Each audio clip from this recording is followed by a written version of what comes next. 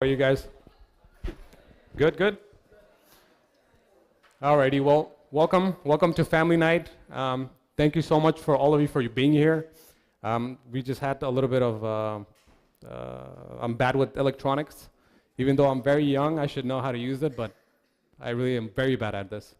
So we'll go ahead and start. So Brother Samer, Sheikh Mustafa, they're just busy. Alrighty, so we're just going to start. So other than that, again, welcome. My name is Wali Abdul Hanifzai, and I work for an agency, as you can see, Access California Services. It's a nonprofit organization that provides services, human services, and mental health services to the community. And to go further, today we're going to go ahead and discuss about suicide prevention. And going through suicide prevention, you guys will learn about statistics that have been collected here in Orange County and the city of LA. So roughly Access, I myself do a lot of training. It's called prevention early intervention trainings. How's my voice? Is it loud or is it pretty good? It's very loud, right? Yeah, my voice can get pretty loud. I'm actually the quietest person, but when I talk, it comes out very loud. It gets very annoying. So just bear with me. And then the other thing is that this is going to be an interactive seminar. So I'm going to ask you guys questions because at the end of it, I have a survey that I want you guys to fill out. So please, again, bear with me. So again, let's go forward. Didi Hirsch. I will tell you what Didi Hirsch is, but at the same time, I'll tell you why it's important to highlight this as well. So Access California Services, I had stated earlier, we work with Didi Hirsch. We provide suicide prevention training. And we have other form of training. It's one-on-one suicide prevention, streaming. And also we do group therapy with families who have had loss of a family member, and we bring them in and we do group therapy as well. But to go further, just to talk about a little bit about Didi Hirsch so you guys have a better understanding of it. It was founded in 1942. There's 11 sites in Southern California. Majority of it is all in LA. There's one site here in Santa Ana.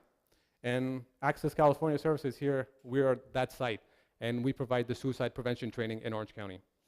We serve roughly over 100,000 people yearly. It's actually the first suicide prevention center here in the United States.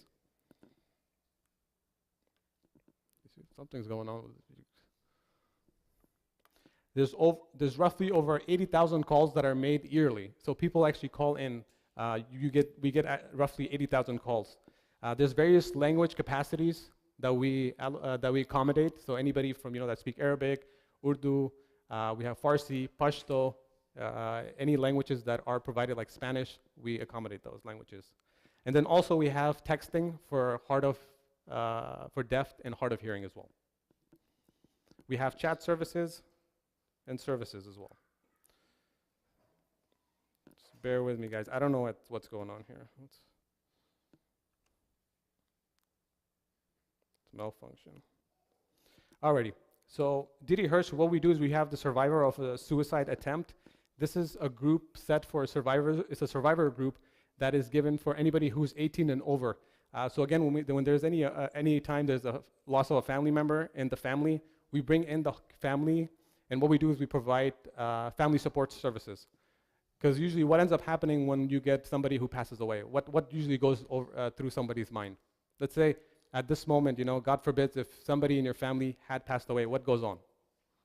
What happens at this time around? They make arrangements, but I mean in terms of psychologically, the family member, there's somebody in the family member that gets depression, who has, who over time gets severely depressed. What else?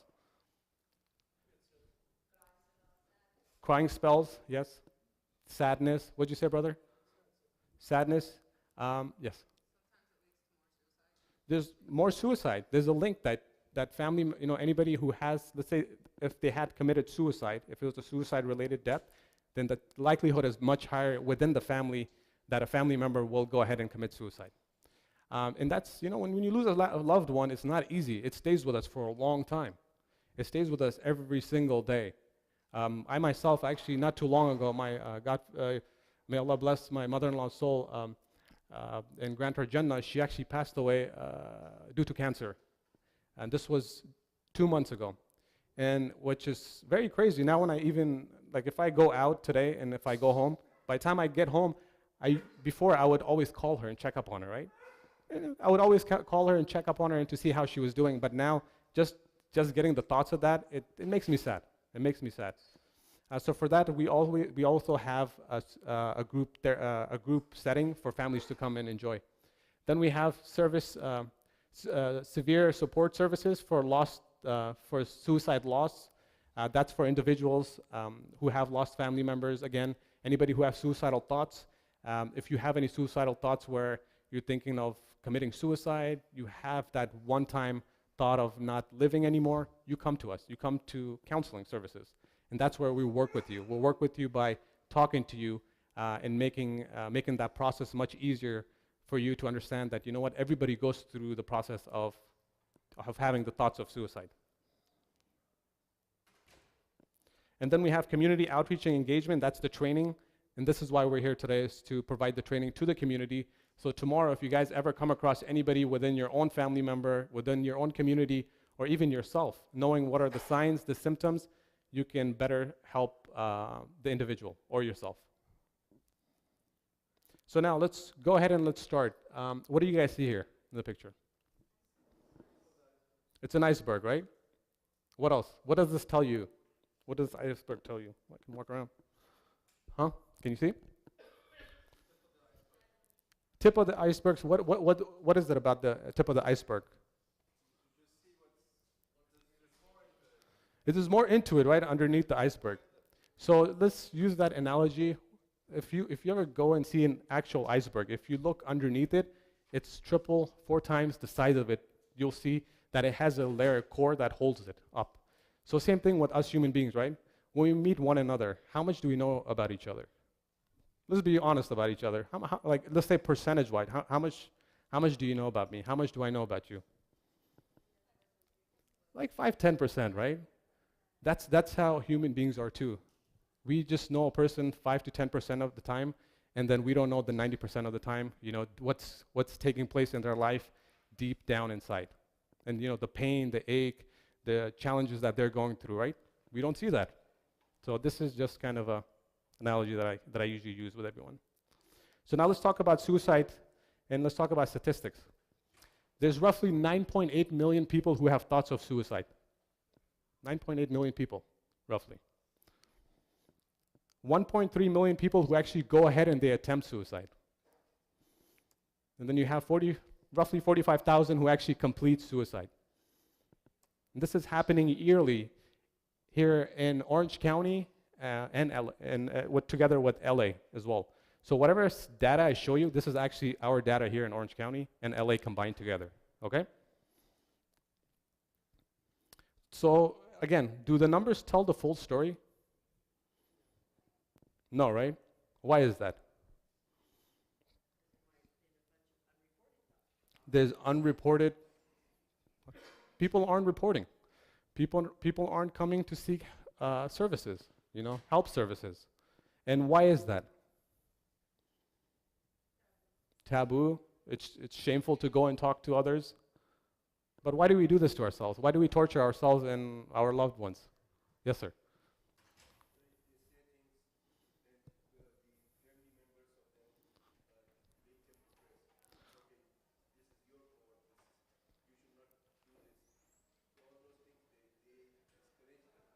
Okay. Absolutely. So there's times, correct me if I'm wrong, and the brother Azim has mentioned that it's actually also the family's fault, isn't it? Don't we ever kind of go shush, we keep it in a shush mode? We tell the person who's going through challenges, severe challenges, that not to talk to anybody outside of the family, not to go to counseling services. And I'll tell you this, I see a lot of clients. It either be children or adults. There's 2 things I realize. Parents don't allow their kids to go seek therapy. That's just a fact. That's the fact of the matter. Majority parents do not allow their kids to go to in seeking therapy. Number 2, with the adults, is that we're in a state of denial and telling ourselves that there's nothing wrong with us. Is that true or is that false? Do you think it's true? Okay. And you don't have to agree with us. You can please, over here, what I want from you guys is to be interactive, talk about the challenges that you might be seeing, you might be experiencing. This is a safe space. All right. So, yes, sir. You know what? I'm actually getting to that. I actually send it over to the headquarter. I'm asking them the numbers. So what they're doing is currently is that this is the latest stats that we have is 2016, and it's very hard to compile numbers. But I've asked them to give me the specific numbers for the Muslim community. So once I get that, inshallah, I can share that with you guys. Again, suicide is the 10th leading cause of death here in the United States currently. Most lethal means firearm. That's the most lethal means of death when a person takes away their lives. And then if you look at the other more statistics, it says 59% of people who die by suicide die during their first attempt. Anybody can be at risk, as we discussed. So now coming to the most lethal means. Now I have a question for all of you. There's more females committing suicide compared to men. But then the outcome shows that there's more men who actually complete suicide. Why is that? Yes, Brother Abdullah.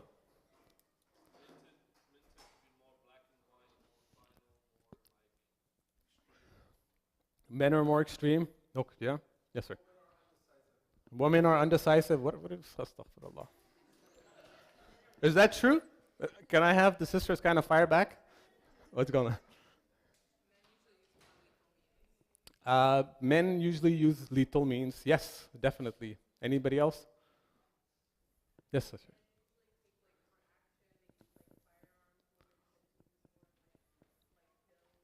Okay. Yeah. And you guys are absolutely right. Yes, sir. It's the courage. We want to kill ourselves, men. We want to kill ourselves. Let's not promote that as men. It's not the best thing to do. But to answer, the question that was stated right now, the sisters actually were right. Men tend to use, and then the brothers too, it was that they use more of an aggressive form of lethal means. Men tend to use firearm, or they hang themselves. You instantly die. Females, on the other hand, they either cut themselves or they take pills. So by the time paramedics get to them, they have a chance of, being revived and surviving. For the men, not so much. Now we're going to get to youth suicide statistics. We don't have any youths, huh? Do we have any youths? So again, compared to youth, some of the statistics that we have gathered shows that there's roughly 438 people ages 10 to 14 who actually die of suicide. And then you have 2,000 people who actually die when they're in their teenage years, when they're in the high school years. And 3,500 people who actually die once they're in college for ages 20 to 24. One young person dies every 1 hour and 32 minutes, and they kill themselves. It's the third leading cause of death for anybody who's 10 to 14 years, and it's the second leading cause of death for anybody who's 15 to 24. And now my question here comes to you guys, why is that? Bullying, yes, bullying causes that. What else? Peer pressure, what kind of peer pressure?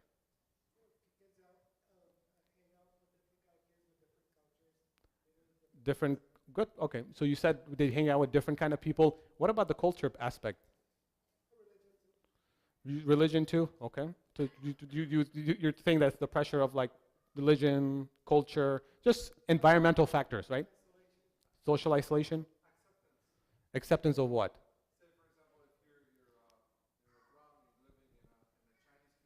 Yeah.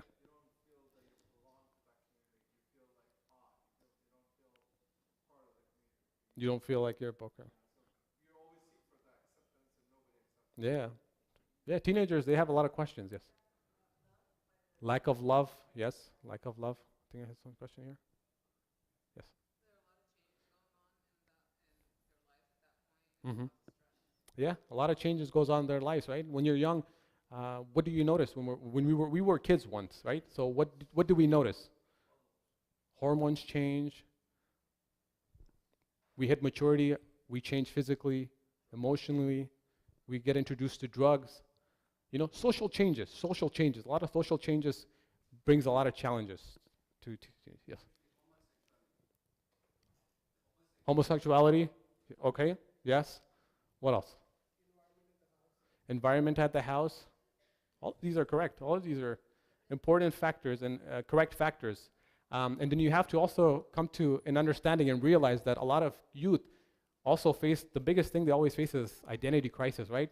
And identity challenges. The way their brain works is that they're always in a state of shock. So let's say if something comes, let me give you guys an analogy. Let's say us adults, when we were kids, right? Let's say we got a bad score on our progress report. How did you guys feel at that moment, knowing that when you went home, your parents were not going to be happy? Did you guys ever feel like this shock over your head, where you felt like this, you know what, life is done for me. If I go home, my parents are not going to be very happy with me. What? I couldn't hear you, I'm sorry. Mm-hmm. Mm-hmm.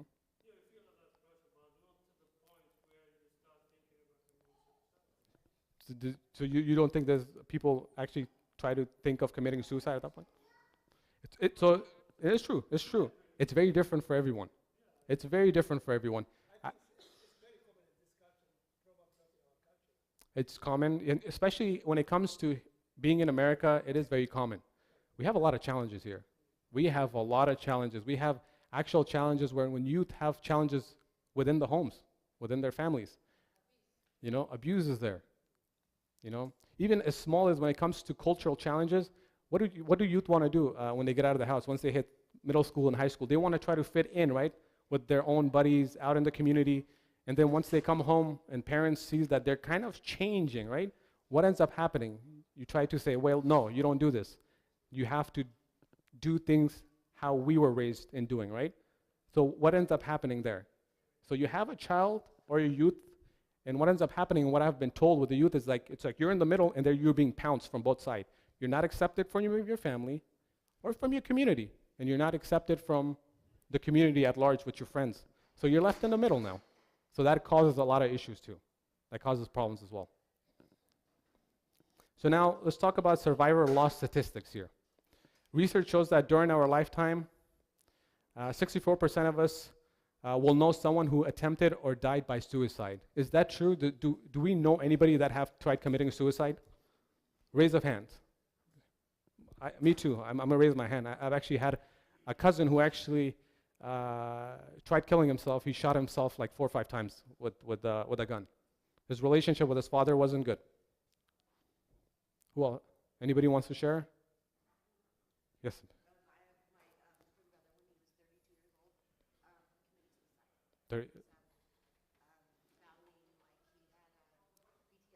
Mm-hmm.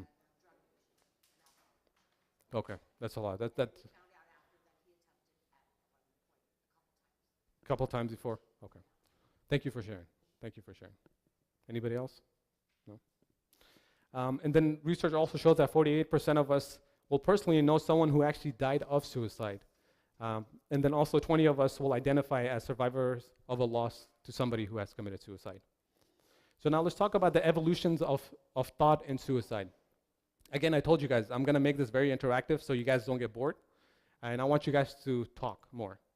So let's look at this screen right here. What do you guys see here?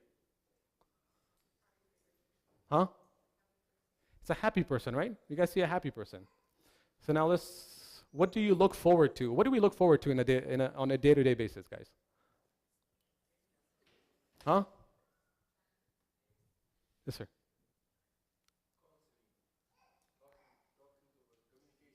Communication. So you look forward to talking to people in the community and, yeah, social interaction. That's important for us, right? What else? What else do we look forward to in day-to-day life? School, work, what else? Relationships, finances, right? Those are important things in our lives. Now, what stresses you out? Huh? Failure? Mm-hmm. Something that doesn't work out the way you planned it out is going to make you stress out. Yeah, of course. What else? Again, finances. In a moment ago, what did I say? That what do we look forward to? Finances, right? We have to pay our house mortgage. We have to pay for food. Finances is an important thing, but it's also a stressor, right? Same thing, school, work, relationships. It goes positively and it goes negatively as well. And then what happens when everything piles up?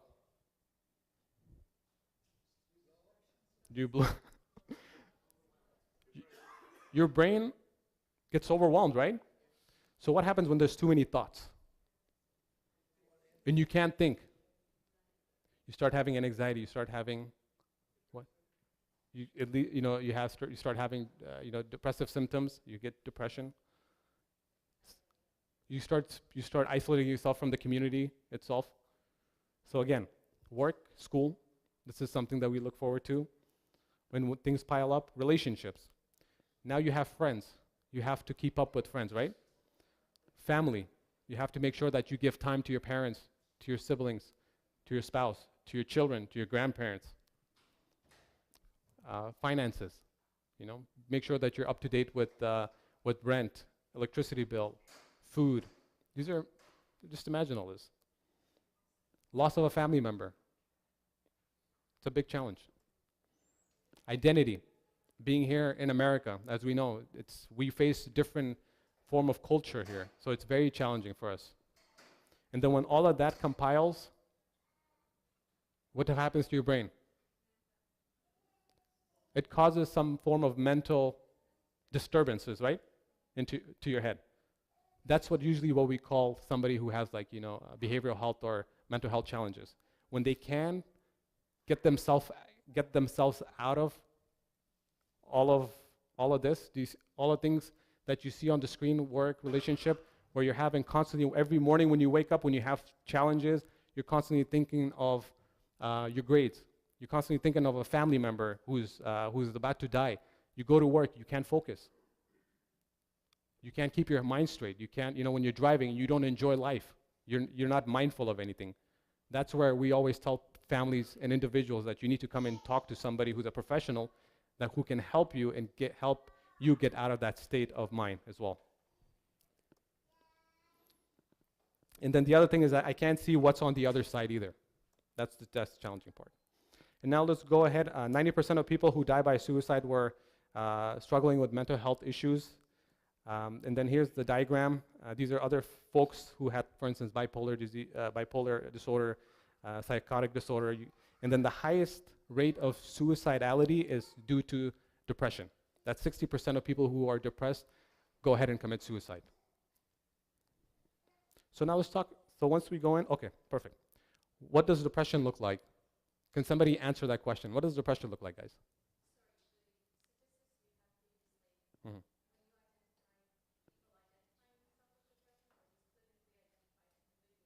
Both. It's what? Repeat that again.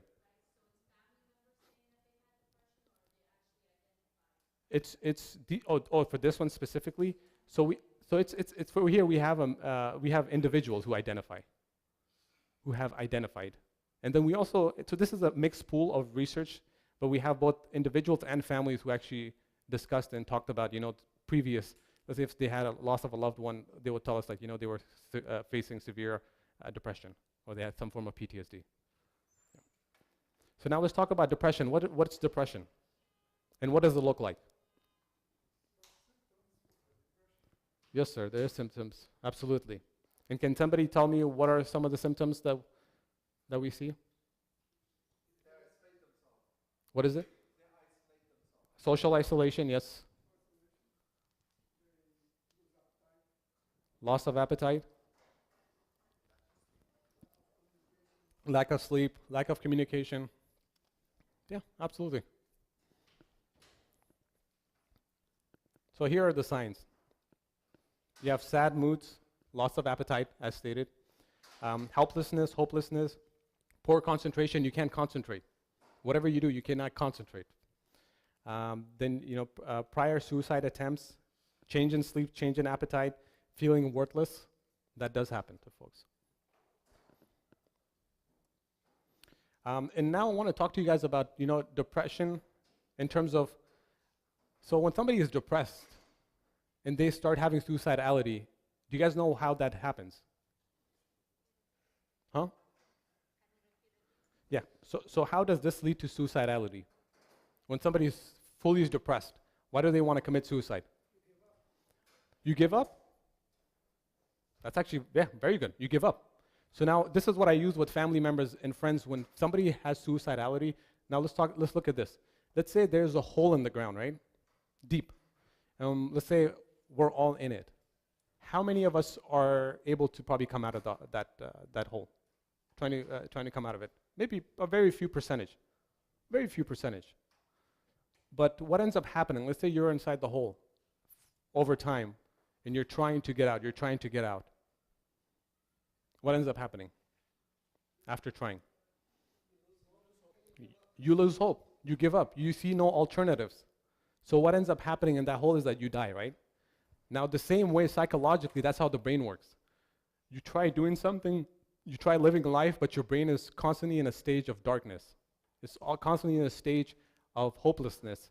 And for that, when anything that you do, it's never good enough.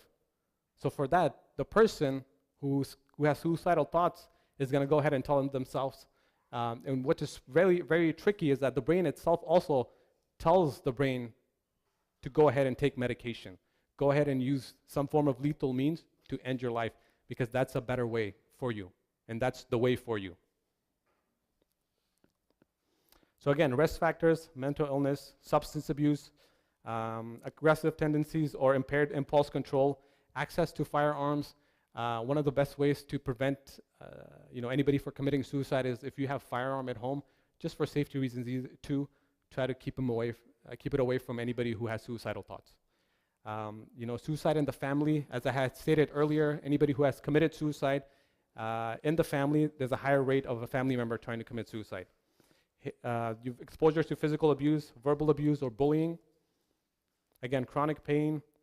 And then now coming to the LGBTQI community, it's 6 times, the attempt is 6 times higher, and then there's 8 times higher, and then 6 times higher risk of depression. And then absence or limited social support or isolation, and then we have lost relationship, and then social factors. Now let's talk about warning signs and invitations. These are things that are presented in 4 out of 5 suicides. Statements of hopelessness. You've got things like threatening suicide or making a plan. You have to look out for these things. You've got things like giving away possessions. You have to be very mindful of that. If somebody's giving away expensive possessions, that's questionable. Again, decrease in performance, risk-taking behaviors, again, social and emotional withdrawals, posts on social media. And coming to posts on social media, how many of you guys know that there has been a lot of kids who, I think there was a meme, right? It was Momo.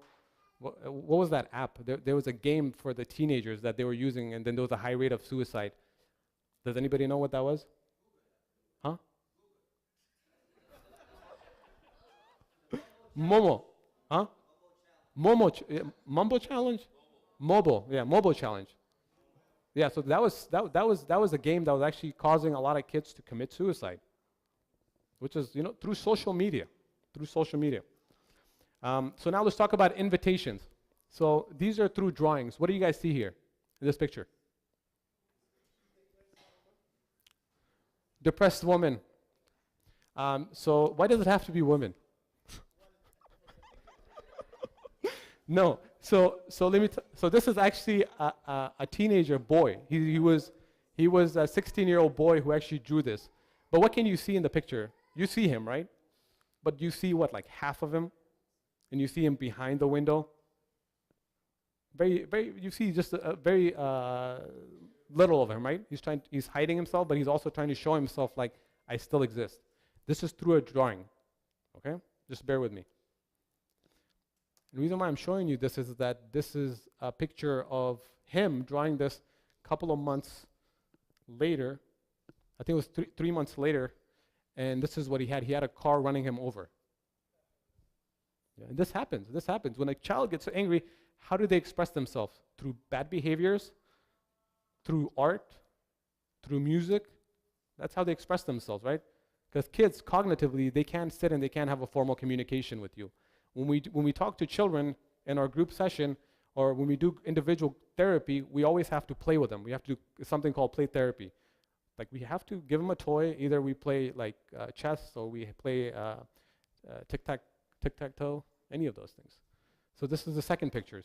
Second picture. What do you guys see in this picture? It's same kid, same guy, young kid. What do you guys see in this picture? Okay, can I get you guys to raise your hands and I'll call you guys? Yes, sir. So you're saying he's being bullied? He's being held by the legs, and there's a knife, like a dagger, over him. What else? Yes. He's being pulled. You're saying that the way he's holding himself, he's being pulled in different directions. What else? Everybody's after him. What do you see with the street? It's getting narrow. So if you take a look at this picture, he's holding himself because he's showing you, and he was expressing his thoughts and feelings by showing everyone that his life, it was getting narrower and narrower day by day.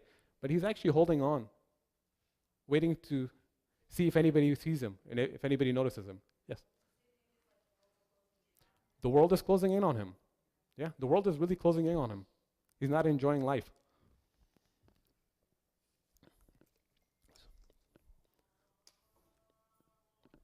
And I think this is the last picture,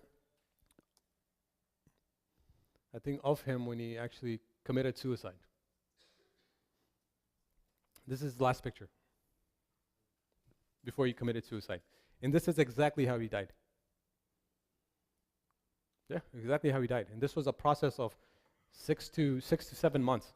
Nobody noticed. Nobody noticed in school. They saw the drawing, they knew of it, but nobody knew what it was and what was happening.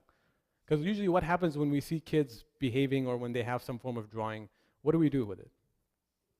You ignore it, right? We ignore it. We don't really talk to children, youth, or even as adults. Do we ever talk to other adults, like our significant others or our parents, about a matter or a situation that occurs? Or do we kind of ignore it, like, oh, let me just ignore this?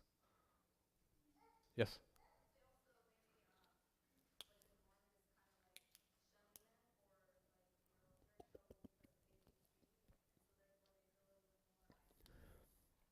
So, yeah. So, like you said, they're told usually they're not,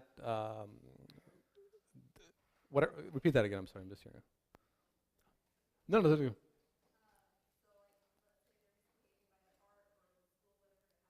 Uh-huh.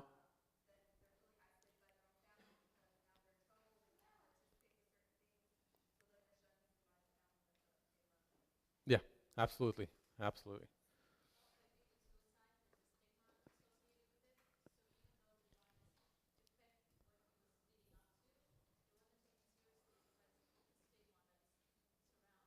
Absolutely. You guys are hitting it nail point, and it's true. Anybody, the better it's here, other communities, nobody takes it seriously. Yeah, he was 16. No, no drugs, no drugs, no drugs. The family just didn't acknowledge the fact that he existed and he was in the family. He had needs. He was going through challenges, in school, and the kid said, "This is a stage where you'll just come out of it." Huh? Video games? No, not. I mean, he was a high school kid. He would play video games, but it wasn't something that when they found out, when they did a lot of the research behind the family and they asked the family about it, it didn't show anything that it was related to video games. It was related to lack of family support. He had severe depression. Yes. Yeah. You do. Yeah. You feel sad, and you feel down. You feel like there's no hope in life for you. That's how you feel. They internalize it. Yes. Thank you. Thank you. Good point for saying that. So but I understand. But you can't. I mean, it's good if you're happy, right?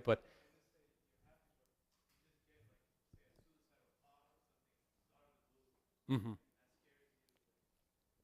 But there's factors that actually lead to that. And I be honest with you, I've had people who actually have been very strong-minded, but they have told me that, you know what, I'm sleeping, and then the next thing I realize there's and during my sleep, my mind goes to medication, to take medication. You know, without anything, and it's crazy to hear that. Let me just get the sisters; they had their hands raised. Yes.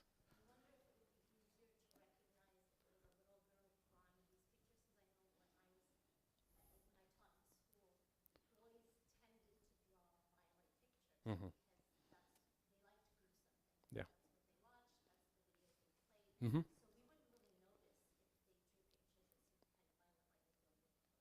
Yeah.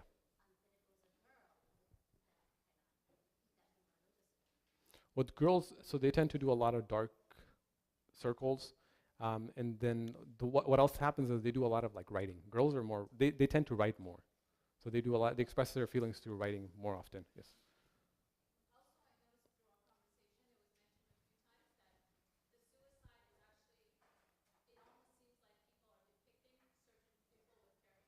Hmm.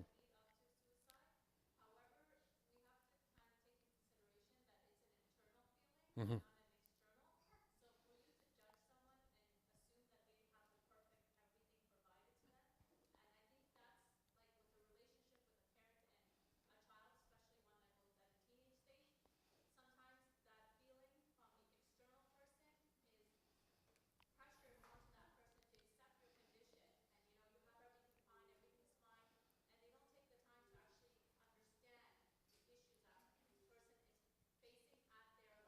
Absolutely. And then I think would you correct me that even I think people around the individual, they just don't, they're not well equipped. They don't know how to help. That's the other challenging part of it, right? And they don't know what depression is. They don't know what an anxiety is. So they'll say this is a part of that age, and they'll pass. They'll pass it. Uh huh.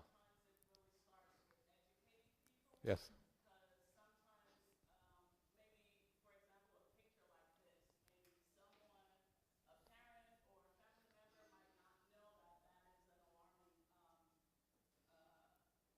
Yeah.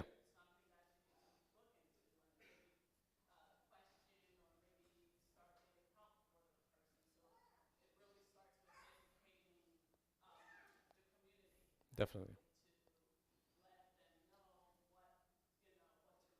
Definitely. So what I'm going to do is I'm not going to take any questions. I know Sheikh Mustafa is also going to come ahead and give his thoughts, Islamic perspective of, suicide, on suicide. But before I do that, we can have a question answer session afterwards. So let me just go through this really quick. I have a lot of materials. I know I talk a lot and I do a lot of interactive activities, but this is part of my talk usually. So I'll get to you guys. Please hold on to it. Social media, you'll see things like I'm starting to give up on life. And then writing notes, please be aware of this. This was actually a 7-year-old who actually wrote this to family. I love you. I hope you all got my last picture I sent you guys. Just know I love you all. Bye. And this is a 7-year-old before she died. And then this is a mother. She writes, please tell the girls how much I love them and cannot stand the thoughts of being apart from them. Keep them, kiss them from me every day. And if you look at these are actually what was suggested and was told that these were actually tear marks as she was writing down her last notes. So now what? What is the alternative? What can we do as a community, right? Again, I'm sorry, I'm just kind of trying to wrap it up. I've got a couple of more minutes. Um, there's 3 things that we can do. Number 1 is to ask, very simply. And what do you say? The most important thing to do is to ask, are you thinking of killing yourself? Can we do that or no? Can you actually go to somebody and actually tell them, hey, are you considering to kill yourself? Not really, right? Because we don't talk about it, but you have to do it in order to talk to somebody. And the reason why I say that, now let's talk. Let me give you guys a scenario. Let's say myself and Sheikh Mustafa, we meet each other in Texas, and we don't know each other at all. Okay, we don't know each other at all, and we meet each other and we're talking. How do we click? How do we bond? you talk, perfect. You hit it right on the nail point. Commonalities is very important. If me and Sheikh Mustafa came to an understanding that, oh wow, like, hey, where are you from? I'm from Afghanistan. So Sheikh Mustafa, he comes in and he says, I'm from Afghanistan too, and I'll say, oh wow, like we're both from Afghanistan. Let's start talking. Where's your parents from? Where did you grow up? The conversation gets started. But if I don't know them, if there's no commonality, what ends up happening is that we'll talk and we'll just say bye, and that's it. That's usually what happens most of the time, right? Same thing with suicide. If you open the conversation and ask somebody, hey, are you considering suicide? They want to hear more. They want to talk to you because nobody ever asks them that question. They want to be able to express their thoughts and their feelings with you. So be very firm and just tell them, just be very front about it. Are you considering to kill yourself? That's it. Simple as that. And once you do that, they will go ahead and they'll start talking. You don't have to say anything. And that is why, okay. So usually, I have this up is because usually when somebody says, yes, I am planning to kill myself, I have thoughts of suicide, this is our reaction, like, oh my God. We freak out, right? At that moment, we don't know what to do. We're in a state of shock. So this is why I'm telling you guys, don't be in a state of shock. Relax. Take deep breaths and take a breather. Just listen to them. Simple as that. And then I'll tell you the process as I go further now. So again, the reaction they need is a light. If the answer is yes, take a deep breath and then follow up with an empathetic statement. And then number 2, just listen. As simple as it is. Let them talk. Let them pour their heart and let them talk about why they feel suicidal and why they have suicidal thoughts. Listen to their reasons for wanting to die and allow them the space to talk about their pain. Again, these folks that have suicidal thoughts, they're in a different stage of mind. So you have to go deep with their thoughts and their emotions emotionally.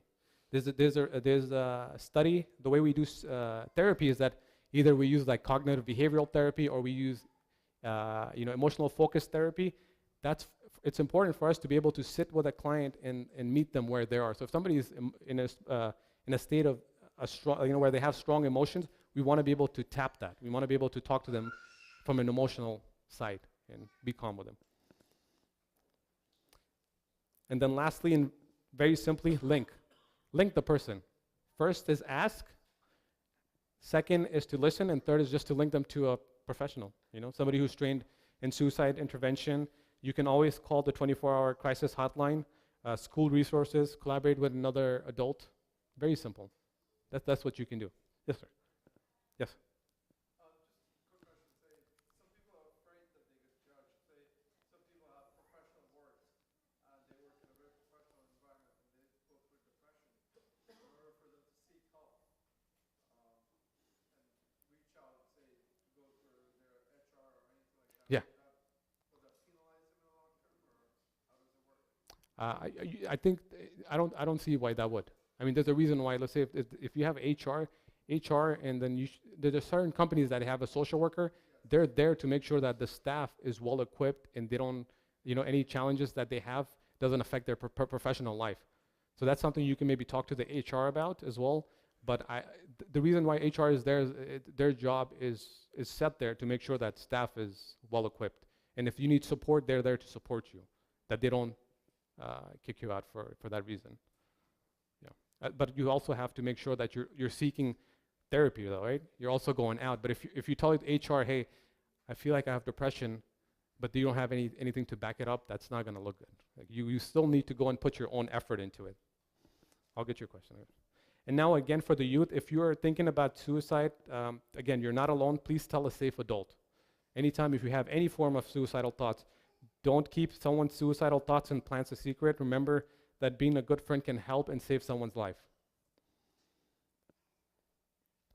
And then tips for families, check in about emotional and mental health and suicide. Have the difficult conversations with your children. Please do that. It's nothing to be ashamed of.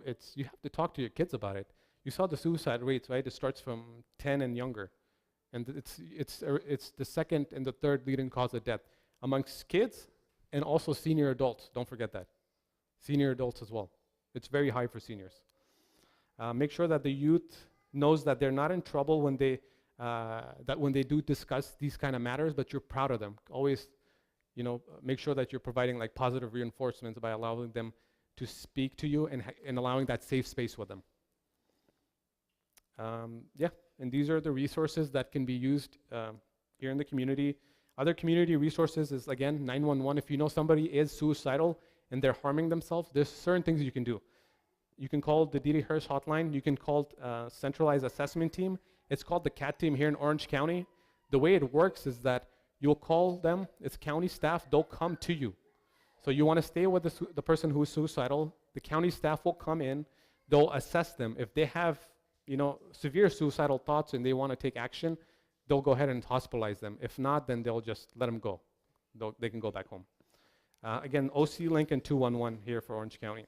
So to say that is it for me, I'll take questions right after, but before that, then I'd like to have Sheikh Mustafa. Omar, if you can come in and please continue with our second half of the presentation.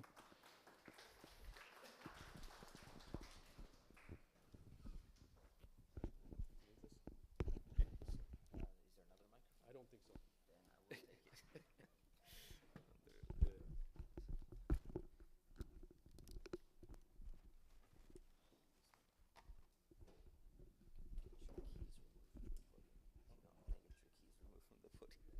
Put my laptop on, inshallah.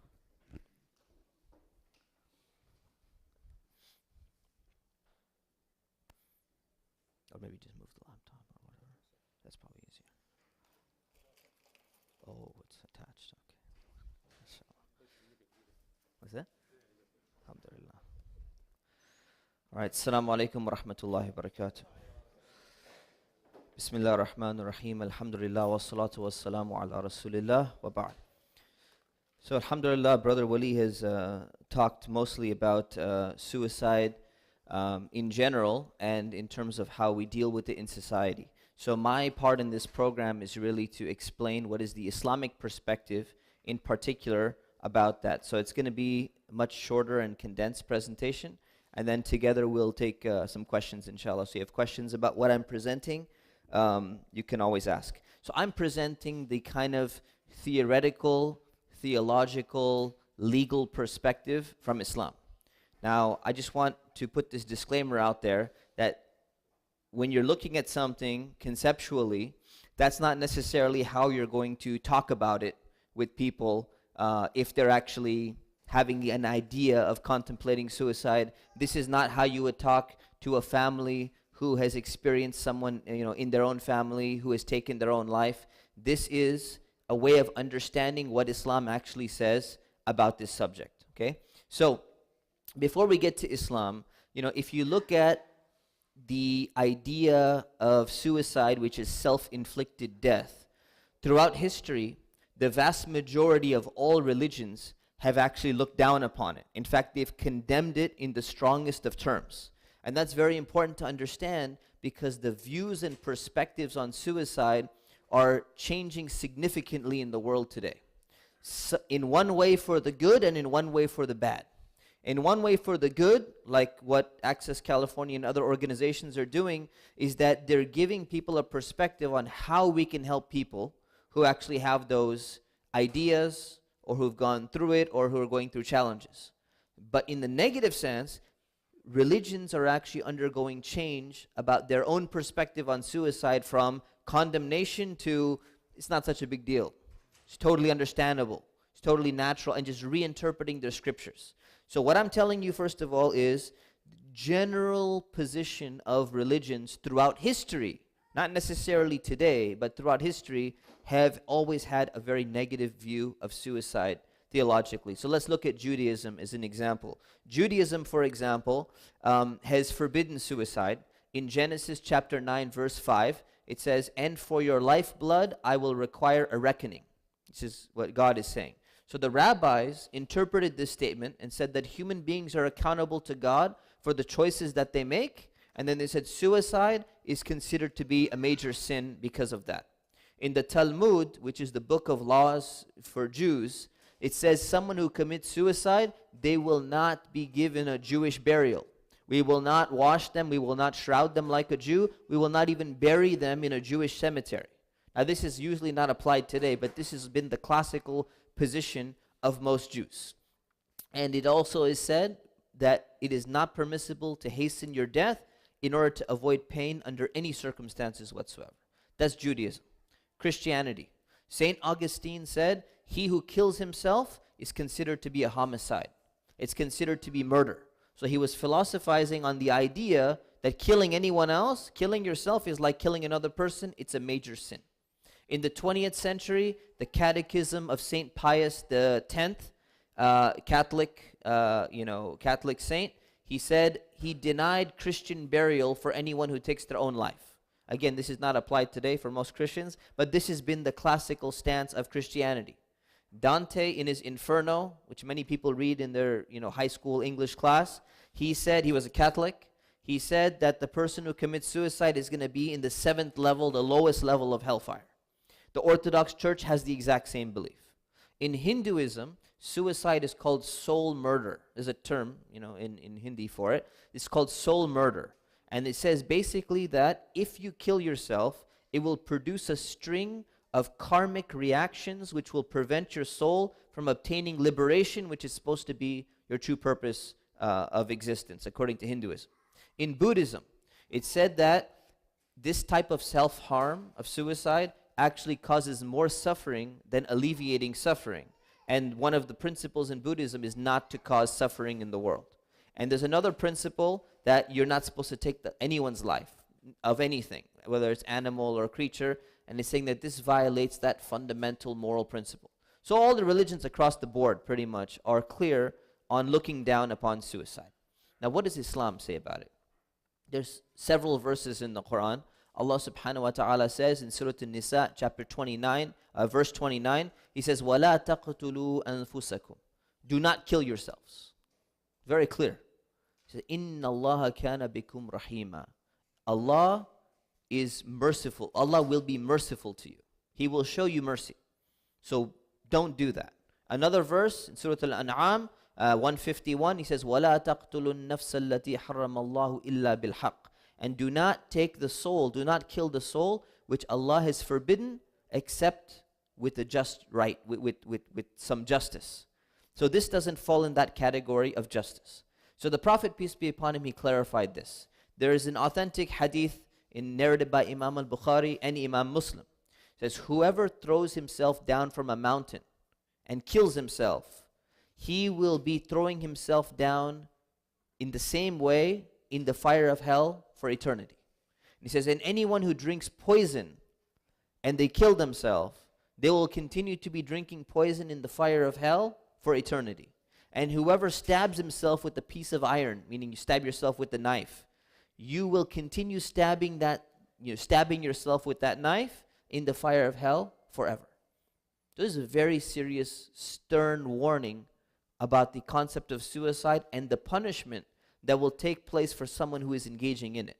The Prophet, peace be upon him, also said in another hadith that there was a man who came before him and he was wounded. Actually, sorry, the Prophet, peace be upon him, he told a story about a man in the past. He was wounded and he got afraid. He was scared. So he panicked. And when he went into a state of panic, he took a knife and he cut his hand. And his hand kept on bleeding and did not stop bleeding until he died. And he said, Allah subhanahu wa ta'ala says about this man, my slave, my servant, has hastened his death. He's tried to make death quicker for him, and I have forbidden paradise for him. So this is also in Bukhari and Muslim. Very authentic. So basically in summary here, short summary here, is that according to all Muslim scholars throughout history, suicide by consensus is something that is forbidden.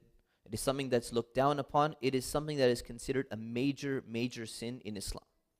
But there's a few aspects we need to look at in more detail. First of all, in the hadith, it seems like it's saying that the person is going to have eternal punishment. And if someone's going to have eternal punishment, that means that they're not a believer anymore. So if a Muslim has taken their life, have they become a kafir? Have they become a disbeliever because of the act of taking their life? And the scholars have looked at this hadith and they said no. That is not the case. In fact, the vast majority of scholars, including all four schools of thought, they have said the same thing. The person is considered to be a sinner, but they're not considered to be a disbeliever. So why is it that it's mentioned in the hadith, because this is what happens. A lot of people, they will read a hadith and they won't read any commentary on the hadith. They won't see what the scholars have said. They won't reconcile between all the other hadith on the same subject. They'll read one hadith and they'll say, that's what it must mean. So if you read that hadith and you go, it's in Bukhari and Muslim, you must say, well, that person must be a disbeliever all of a sudden, because it seems to imply that they're going to be in the fire of hell forever. This is not the way we understand Islamic texts. It's very important to have a good understanding of how to interpret these things. So if you ever come across a hadith like that, understand that the texts of hadith as well as the Quran, they are meant to deter people by instilling a certain type of fear in them so they don't come close to that action. So this is a text that is meant to deter you, not classify someone as being a disbeliever. So for example, when people say to someone, you know what, if you keep smoking, you're going to die. And the person keeps smoking and they don't die. Does that mean the person lied? Does that mean it didn't happen? No. When you said if you keep smoking, you're going to die, you are trying to warn that person and tell them that, hey, this could potentially lead to your death. It's very dangerous. You want to avoid this type of behavior. So you weren't making a factual statement. You were making a warning statement. And that's exactly what this hadith is talking about. The Prophet, peace be upon him, says, none of you believes until he loves for his brother what he loves for himself. So if you don't love for your brother what you love for yourself, are you a kafir? Have you left Islam? You have to take your shahada again? No, it's a text that was strongly encouraging you to do this with very strong language so that you do it. So that's issue number one. Someone who commits suicide is still a Muslim despite some literal readings of the text which may indicate that. Number two, what about their funeral? Do we perform janazah prayer over that person? So there is a hadith in Sahih Muslim, it's an authentic hadith compilation, where the companions, they came and they brought a man to the Prophet ﷺ who had killed himself with an arrow. And the Prophet, peace be upon him, did not pray janazah over that man. This is an authentic hadith. So does that mean that someone who kills himself, no one should pray the funeral prayer over that person? The answer is no. The vast majority of Muslim scholars have said, no, that's not the case. But what happened was, the Prophet, peace be upon him, did not pray over that man in order to deter other people from following in his example. But he told the companions, but you can go and pray over him. There was another man who died and he was in debt. The Prophet, peace be upon him, said, I will not pray the janazah prayer over this person, but you guys go ahead and do it, and he left. Why did he do that? Because he wanted to instill this idea into people that it's a very serious thing to die in a state of debt without repaying your debts, and you had the ability to do so. So this is regarding that hadith. So we do pray the funeral prayer over people. The idea of altruistic suicide. The idea, suicide is usually done out of despair, as Brother Wali was explaining. But this idea of altruistic suicide, where you're sacrificing yourself for Allah, or you're sacrificing yourself for your community, like this could potentially fall into a different category. If someone is on the battlefield, this is not, that likely, but if someone is on a battlefield, imagine in the past or whatever it is, and they go in and they charge against the army, and they know that they're going to get killed by doing that. There were some companions. Allahu Akbar. Take a break, inshallah. Allahu Akbar. Allahu Akbar. أشهد أن لا إله إلا الله أشهد أن لا إله إلا الله. Microphone was disconnected because it was not supposed to be connected, actually. What time is it? 9:15? Yeah, alhamdulillah. All right, so continuing on. Let's see, where were we? Yeah, so the idea of intentionally, going in and getting yourself killed in a battle, this is something that some of the companions, some of the people have done in the past. It's not considered to be suicide because it falls into a different category. The idea of mental illness. This is something that has been expressed. There's a wide variety of mental illness. Now, what does Islam say about mental illness and its connection to people being held responsible for their actions? The Prophet, peace be upon him, said in a hadith narrated by Imam Abu Dawud, he said, the pen has been lifted from three types of people. Number one, The person who is sleeping until they wake up. So meaning if you're sleeping and you're walking around and something happens to you, you do something, you hit someone, you're not held accountable for your actions. Number two, the child until he reaches adulthood. So if someone is a child and they do something wrong, they're not going to be held accountable for that. Their parents will, if they damage property or they harm someone or whatever, but the child will not be held responsible for what they've done. And number three is the person who is not sane until they regain their sanity. So a person who is not considered to be mentally sane, fully capable of decision making, whatever term we want to give it, that person is also not going to be held accountable in the sight of Allah. So this is important. So that means that there is a category of people who, when they're not in control of their decision making process, they're not held accountable for anything. They're not held accountable for their prayers. They're not held accountable for fasting in Ramadan. They're not held accountable for any potential harm they may do. And they're not held accountable even if they were to commit suicide or take their lives. But I want to really emphasize this one point, and that is, like I mentioned in the beginning, there is a theological trend today in the Western world in particular, America, Europe, Australia, Canada, in liberal circles in particular, where they say that anyone who has taken their life, they must have been mentally ill to the point that they fall in the category of not being held accountable for their actions, and therefore they're not going to be held accountable in front of Allah subhanahu wa ta'ala.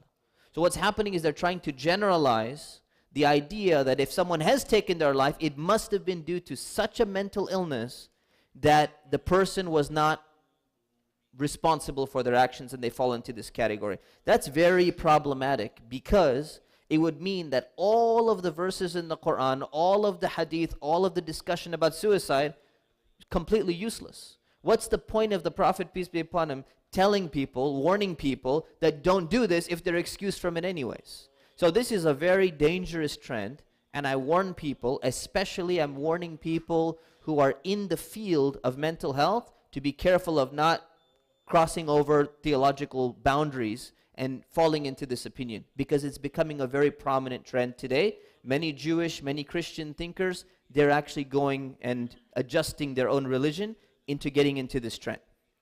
And the thing is, Allah knows best who has lost accountability. So mental health is a serious thing, but in some cases it takes away people's free will. They're completely impaired, and in some cases it doesn't. Right? So there was just someone who just messaged me, recently, a few days ago on Facebook. They said, there's a brother, he's depressed, he's going through some challenges in life. He doesn't need to pray, right? I said, no. In fact, he should pray more, right? So he should pray. And he goes, but Sheikh, I said he's depressed. How can he pray? I said, subhanAllah, not all types of minor depression are put you in a category where your mind doesn't function and you're not responsible for your decisions, right? Maybe some types of, very severe depression, perhaps, and Allah knows best, right? We cannot make that decision. We leave that decision up to Allah subhanahu wa ta'ala, but we know theoretically that there's a category of people who will not be held accountable. But we should not also jump to the conclusion and say anyone who's going through challenges and difficulties, they're not going to be held accountable for their actions. That's not the way that it works, right? So we should be careful. Just like in modern law. In law today, someone commits a crime, someone does something wrong, not every single type of mental illness is automatically an excuse to get you off the hook and you're not responsible for the contracts that you sign, from the people that you harmed, or whatever it is. The last two things. What is someone supposed to do when they're going through trials and tribulations? If you look at the stories of the prophets in the Quran, they went through serious tribulations, serious trials. If you look at Prophet Ayub, Prophet Job, who's also mentioned in the Bible, he went through such a calamity, such an illness, that people were alienated away from him. He was suffering intensely. And what did he do? He kept praying to Allah subhanahu wa ta'ala. Because Allah subhanahu wa ta'ala, He tests people in different ways. And this may be a test for people, and they should remember that it could be a test, and also it's not just a punishment, it's a test. And also, it serves as an expiation for the sins that people are committing. Every test, every trial we go through, it's a forgiveness from Allah subhanahu wa ta'ala. So we should not just take it as a sign of, Allah must be punishing me because I'm going through all these problems in life. We need to really have our understanding of Islam down very solid, very clear.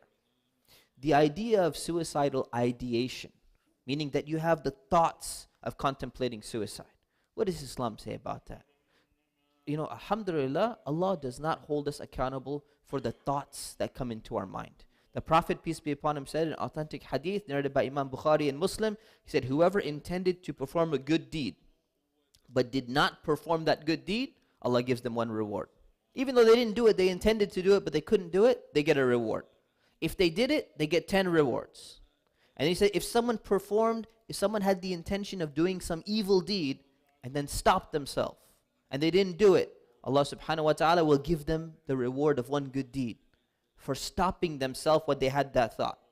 And if they do it, they will get the one sin.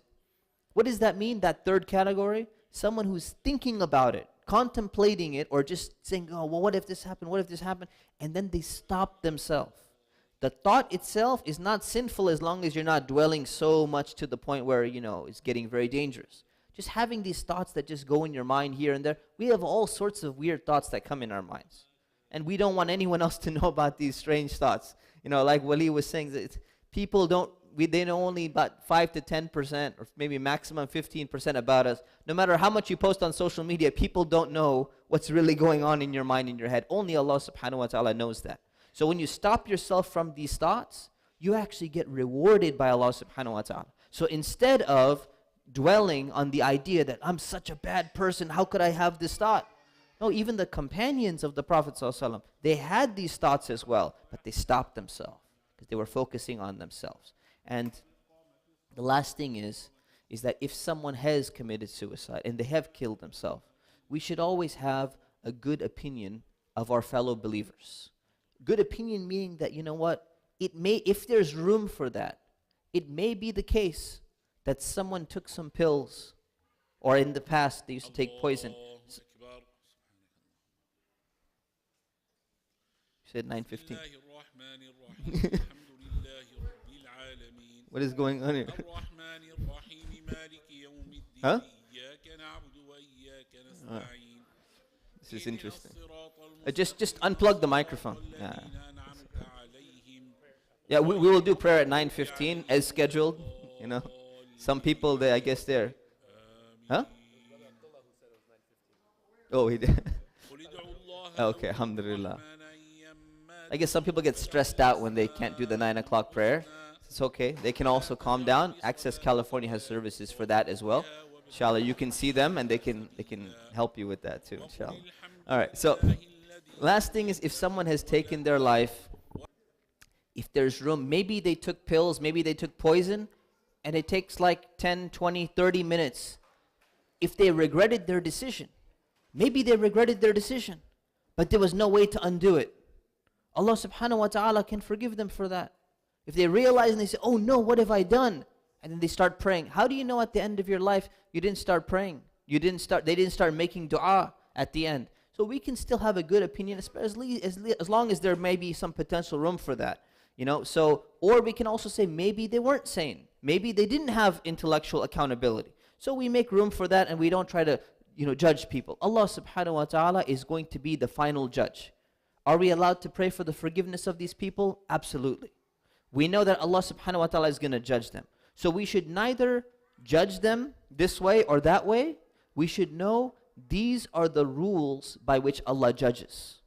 If someone had the mental capacity and they took their life away, it's considered to be a major sin and they should not have done that. And if someone did not have the mental capacity, Allah subhanahu wa ta'ala was not going to hold them accountable, and then we leave the rest up to Allah.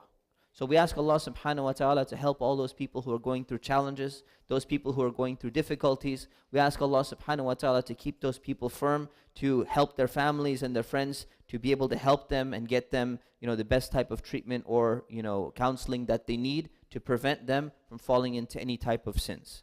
Ameen. Assalamu alaikum wa rahmatullahi wa barakatuh. We'll take some questions, inshallah, unless a second Jamaat starts in the meantime. So, inshallah.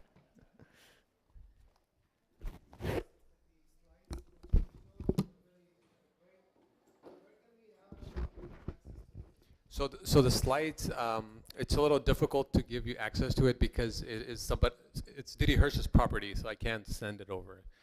That's why they have us or myself to come in and provide those trainings for you. If you ever need, like, I mean, I can work with you in helping you, give you more about it, but I can't provide the slides. That's all. It's copyright issues. That's all.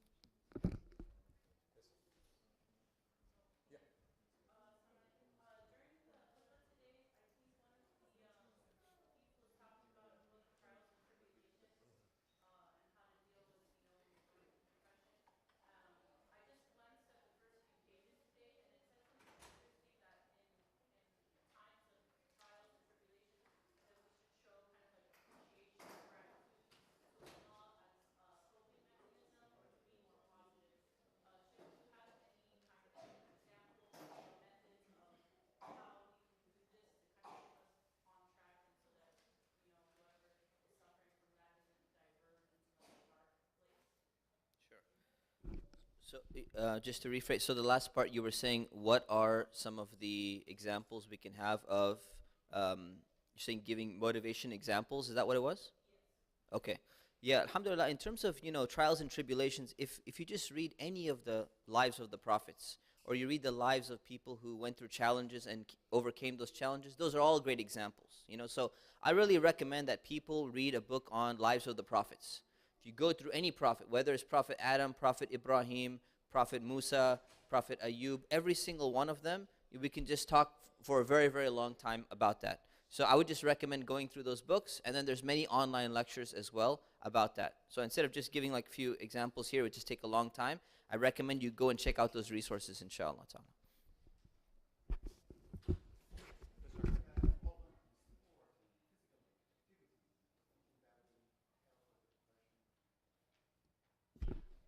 Yeah, the question was, does sport help, decrease social isolation and depression? It definitely can. But it also could make it worse if they're, with other students, other kids that are bullying us individual, that can make it worse. Other than that, the main goal here is that if somebody is severely depressed, is to actually talk to them and then have them seek therapy services, counseling services. Again, everything whenever a family comes in, we always let them know everything is kept confidential. Everything is kept between the therapist and the individual that comes in. I know a lot of family members have a hard time accepting that, but to say if anybody's depressed, have them come and reach out to a counselor. It helps big time. It really helps. I'll just add to that real quick. So, I mean, there is a lot of research now that shows that, having good health, physical health, and exercising actually does release chemicals in the brain, which actually makes people feel better about themselves too. So that could also be something good. Of course, there's a danger of being around other people, but if you're just keeping yourself very physically healthy, that's a very, very important part of people, dealing with these type of thoughts as well. Are there any statistics that shows the main reason of suicide in the Muslim community? So main statistics on why Muslims, what are the main statistics behind why they commit suicide? It's the same statistic that I showed you right now in the slides. It's absolutely the same exact thing. There's nothing different about it. Nothing different about it. Unless Sheikh, if you have anything new. So same as the American community, because we're affected by the same challenges. We're affected by the same challenging, same situation, same challenges. Our kids go through the same school. We live in this country, so it's the same thing. Yeah. Yeah, bro. Yeah, yeah.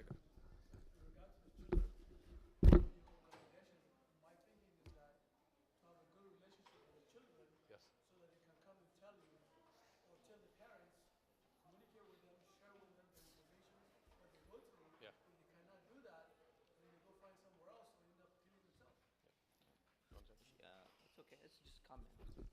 Yeah, and it's a good suggestion. Yes, if any child that wants to come in and wants to talk to you, please be open to it. If not, they'll go ahead and find answers from someone else or somewhere else which can negatively impact their lives. Yes, brother.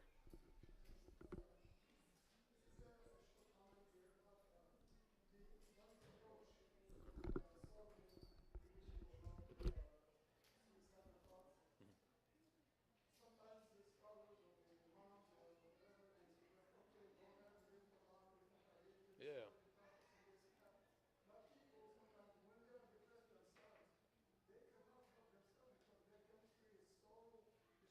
Yeah. Yeah.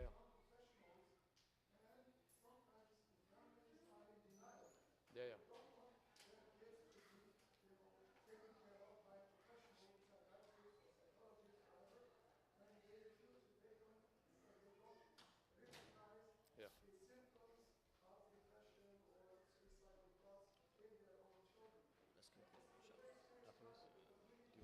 After this, do you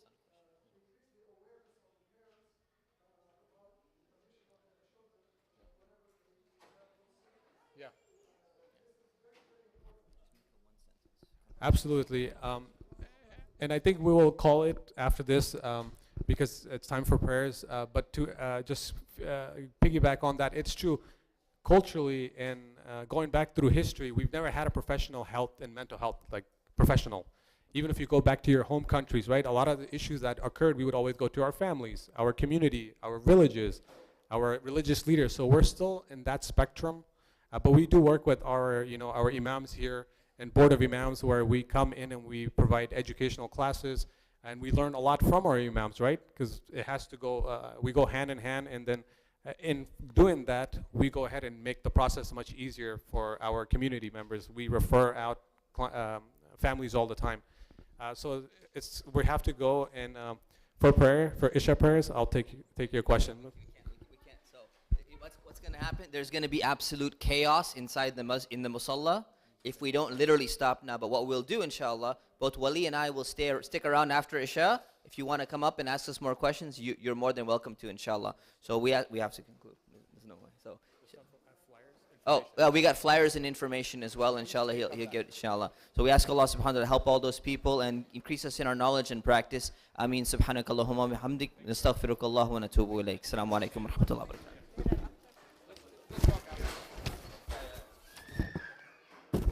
If you could please help